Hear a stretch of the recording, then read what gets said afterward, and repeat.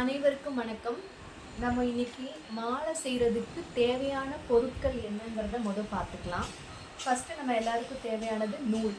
இந்த நூல் வந்து காட்டன் த்ரெட். இது வந்து நம்ம எல்லா ஸ்டேஷ்னரி கடையிலையும் கிடைக்கும். நம்பர் 8 பிராண்ட் வந்து சிம்கோ. இந்த பிராண்ட் நான் யூஸ் பண்ணுறேன். உங்களுக்கு எது கிடைக்குதோ அதை யூஸ் பண்ணலாம். நல்லா கொஞ்சம் திக்காக இருக்கிற காட்டன் த்ரெட்டு. ஏன்னா இது வந்து நல்ல வெயிட் தாங்கும். நம்ம எவ்வளோ பெரிய மாலை பண்ணினாலும் இது தாங்கும். நிலமாலைக்கே நான் இதுதான் யூஸ் பண்ணேன். அதனால் இது நல்ல காட்டன் த்ரெட்டு.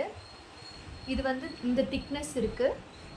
இதை வந்து நீங்கள் வந்து யூஸ் பண்ணலாம், தைரியமாக யூஸ் பண்ணலாம். மாலை அந்தே போகாது, எவ்வளோ வெயிட்னாலும் இது தாங்கும். ஸோ இது வந்து 8 நம்பர். இதுக்கப்புறம் இந்த த்ரெட்டு, இது வந்து நாங்கள் நைலான் த்ரெட்டு இல்லைன்னா சிந்தட்டிக் த்ரெட்டுன்னு சொல்லுவோம். இது வந்து மெல்லிஸாக இருக்கும். அந்த காட்டன் த்ரெட்டை விட இது மெல்லிஸாக இருக்கும். ஈஸியாக கோக்க முடியும். இதுவும் வெயிட்டு தாங்கும். ஆனால் இது சம்பங்கியெல்லாம் நம்ம கோக்குறப்போ இது வந்து ஆடும். அந்த காட்டன் த்ரெட்டுக்கு இருக்கிற அந்த ஸ்ட்ரென்த் வந்து அந்த ஆடாது சம்பங்கியில். இது வந்து ஆடும். அதனால் இந்த த்ரெட்டு வந்து நம்ம வந்து வேறு விதமான அந்த கீழே வந்து கொஞ்சம் மாதிரி செஞ்சு தொங்க விடுறதுக்கெல்லாம் இது வந்து ஈஸியாக இருக்கும். ஏன்னா நம்ம மூணு தான் தனித்தனியாக செஞ்சு அதை நம்ம ஒரே ஊசியில் போட்டு நம்ம போடணும். அப்போ இந்த திக்கு த்ரெட்டில் வந்து நமக்கு அது பண்ண முடியாது, ஊசியில் போகாது. இது வந்து 4 கூட நம்ம போட்டு குஞ்சம் பண்ணுறதுக்கு யூஸ் பண்ணலாம். அதே மாதிரி இது வந்து வேறு பூக்கெலாம் யூஸ் பண்ணலாம், ரோஸுக்கெலாம் யூஸ் பண்ணலாம். சம்பங்கிக்கு மட்டும் இது வந்து ஆடும். இது பிராண்ட் வந்து நான் யூஸ் பண்ணுறது கிருஷ்ணா பிராண்டு. இது வந்து ஒரு ரோல் வந்து 100 ருபீஸ். இது கொஞ்சம் பெரிய ரோல். உங்களுக்கு என்ன வேணுமோ நீங்கள் அதை யூஸ் பண்ணிக்கலாம். இது வந்து 20 ருபீஸ் தான். இது எல்லாம் ஃபேன்சி ஸ்டோர்லேயுமே கிடைக்கும். அதுக்கப்புறம் நம்ம யூஸ் பண்ணுறது முக்கியமான பொருள் வந்து ஊசி. ஸோ இந்த ஊசி வந்து எப்படி இருக்கும், நீங்கள் வீட்டில் யூஸ் பண்ணுற ஊசி வந்து இந்த தையல் ஊசி மாதிரி இருக்கும். இந்த ஊசி வந்து தெரியுதா உங்களுக்கு? இந்த ஊசி வந்து மல்லிப்பூ கோக்கிறதுக்கெல்லாம் நம்ம வந்து நல்லா யூஸ் பண்ணலாம். ஆனால் இதோட அளவு வந்து சின்னதாக இருக்குது. ஹைட் வந்து சின்னதாக இருக்கிறனால நம்மளால் ஒரு தடவைக்கு இவ்வளோ தான் நம்மளால் பூ கோக்க முடியும். ஸோ மல்லிகை, முல்லை, கனகாம்பரம் இது கோக்கிறதுக்கெல்லாம் இந்த மாதிரி நல்லா யூஸ் பண்ணலாம். அதுக்கப்புறம் இது வந்து இன்னும் கொஞ்சம் திக்னஸாக இருக்கிற ஊசி. இதுதான் நான் ரொம்ப யூஸ் பண்ணுவேன். இந்த ஊசி வந்து கொஞ்சம் நீளமாக இருக்கும், இவ்வளோ ஹைட்டுக்கு இருக்கும். அப்போ இந்த ஹைட் இருக்கிறதுனால நம்ம இவ்வளோ தூரம் கோத்துட்டு இறக்கலாம். ஸோ நம்மளுக்கு வந்து இது கொஞ்சம் டைம் சேவ் ஆகும் அந்த இதை கம்பேர் பண்ணுறப்போ. இது வந்து எல்லாத்துக்கும் யூஸ் பண்ணலாம். இது வந்து அதோட திக்னஸான ஒரு ஊசி. இது வந்து நம்ம நிறைய டைம் இந்த பூவுக்கு யூஸ் பண்ண முடியாது. திக்காக ஸ்டெம் இருக்கிற பூவுக்கு இதை நம்ம யூஸ் பண்ணலாம். தின்னாக ஸ்டெம் இருக்கிறதுக்கு யூஸ் பண்ணால் கிழிஞ்சிரும். ஸோ இது எலுமிச்சை மாலை, வேறு ஏதாவது திக்காக இருக்கிற ஸ்டெம் இருக்கிற பூவுக்கு நம்ம இந்த ஊசி யூஸ் பண்ணலாம். இந்த 3 ஊசியும் நம்ம வந்து மாலை கட்டுறதுக்கு யூஸ் பண்ணலாம். அதுக்கப்புறம் கத்திரிக்கோள். நான் வந்து 2 கத்திரிக்கோள் வச்சுருப்பேன். ஒன்று வந்து த்ரெட் கட் பண்ணுறதுக்கு, நூலை கட் பண்ணுறதுக்கான ஒரு கத்திரிக்கோள். இது வந்து பூவை கட் பண்ணுறதுக்கான ஒரு சின்ன கத்திரிக்கோள்.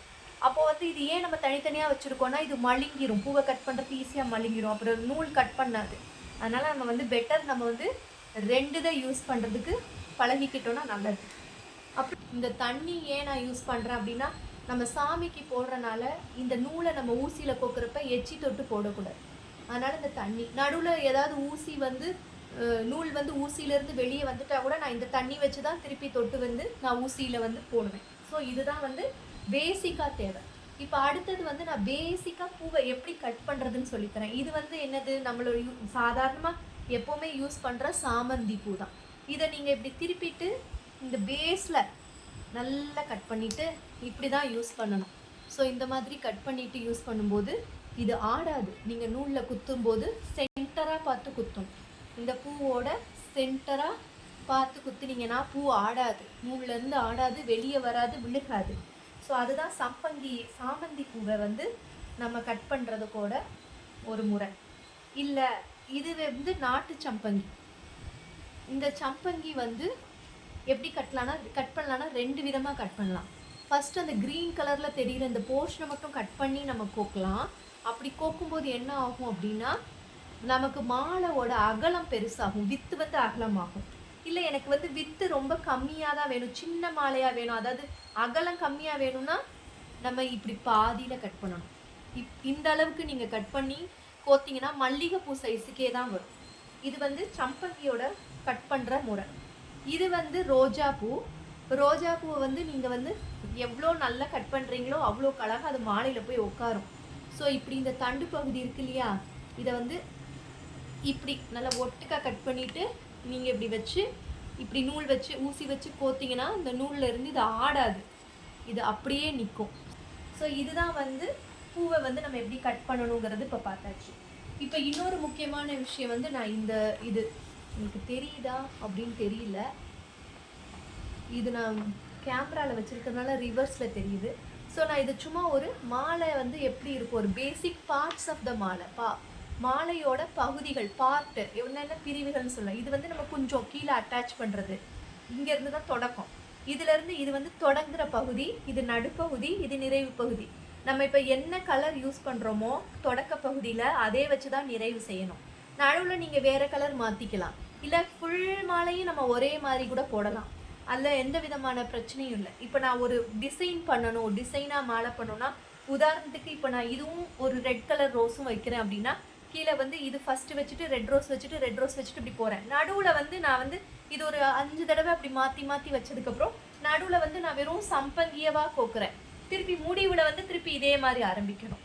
அப்படி பண்ணினோன்னா என்ன ஆகும்னா, நம்ம மாலை தொடக்கமும் நிறைவும் ஒன்றா இருந்ததுன்னா நடுவில் நம்ம வேறு ஏதாவது டிசைன் போட்டால் கூட மாலையோட அழகு கூடும். அதே மாதிரி ஒரே அளவாக போடணும், இந்த சைடும் இந்த சைடு. மாலைக்கு 2 பக்கம் இருக்குது, இந்த பக்கமும் அந்த பக்கமும். அப்போ இந்த 2 பக்கமுமே நம்ம ஒரே மாதிரி நம்ம கோத்துக்கிட்டே வரணும். இங்கே எவ்வளோ கோக்குறீங்களோ அதே அளவு இங்கேயும் கோத்துட்டு, இங்கே என்ன பண்ணுறீங்களோ அதே மாதிரி இங்கே பண்ணிட்டு முடிச்சிங்கன்னா மாலை அதுவாகவே அழகாயிரும். இவ்வளோதான். நான் அடுத்த பகுதியில் அடுத்த வீடியோவில் என்ன போடுறேன்னா, பூக்களோட பேர், எனக்கு இங்கே லோக்கலாக கிடைக்கிற பூக்களோட பேர், அது நான் எவ்வளோ விலைக்கு வாங்குகிறேன் அப்படிங்கிறத இன்னொரு வீடியோவில் நான் உங்களுக்கு பதிவு செய்கிறேன். அது வரைக்கும் நன்றி, வணக்கம்.